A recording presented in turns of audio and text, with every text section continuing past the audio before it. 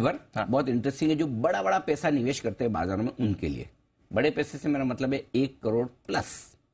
क्योंकि AIF alternative investment funds, इसमें minimum limit ही पैसा लगाने की 1 करोड़ रुपए। इनको लेकर सेबी ने कल कुछ बड़े नियम जारी किए हैं। ये क्या नियम है,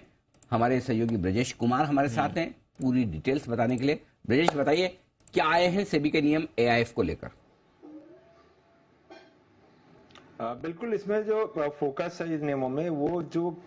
फीस खुद लेते हैं, प्लेसमेंट फीस या डिस्ट्रीब्यूशन फीस लेते हैं अब डिस्ट्रीब्यूटर्स को देने के लिए, उसको लेकर ज्यादा ट्रांसपेरेंट किया गया है ताकि मिससेलिंग रोकी जा सके और निवेशकों को अपफ्रंट जानकारी मिल सके कि उनको कितना कमीशन उनसे, जो कितना पैसा उनसे इस हिस्से में काटा जा रहा है। तो उसके लिए ये इस पर क्लैरिटी लाई गई है। और सबसे अच्छी बात यह है कि जिस तरह से म्यूचुअल फंड में डायरेक्ट ऑप्शन होता है, उसी तरह का ऑप्शन कहा गया है, सेबी ने कहा है AIF से कि जो भी निवेशक किसी इंटरमीडिएरी के थ्रू आते हैं, यानी वो किसी पोर्टफोलियो मैनेजमेंट सर्विस प्रोवाइडर के जरिए आते हैं या किसी ब्रोकर के जरिए आते हैं, तो उनको निश्चित तौर पर ही डायरेक्ट ऑप्शन का प्लान देना पड़ेगा ताकि वो समझ सकें, वो डायरेक्टली जो है इन्वेस्ट कर सकें और उनसे किसी और तरह का कोई डिस्ट्रीब्यूशन या प्लेसमेंट फीस उनके ऊपर नहीं लगाई जाए। पहली बात। दूसरी बात जो कही गई है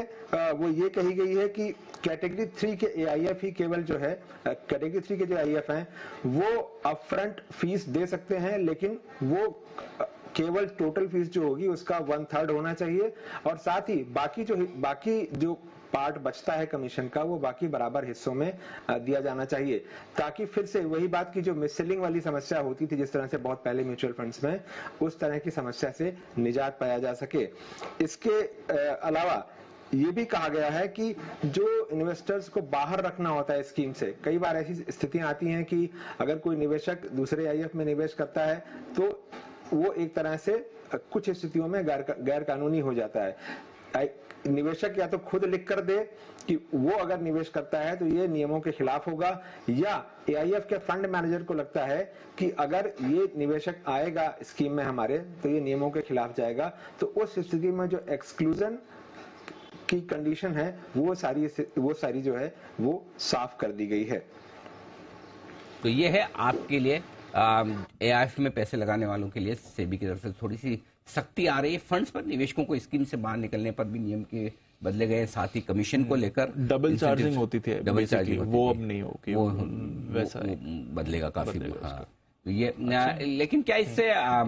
ब्रजेश जो AIF पैसा रेज करते हैं, इन्वेस्टर से पैसा लेते हैं, उनमें कोई कमी आएगी या फिर ठीक है सिस्टम है,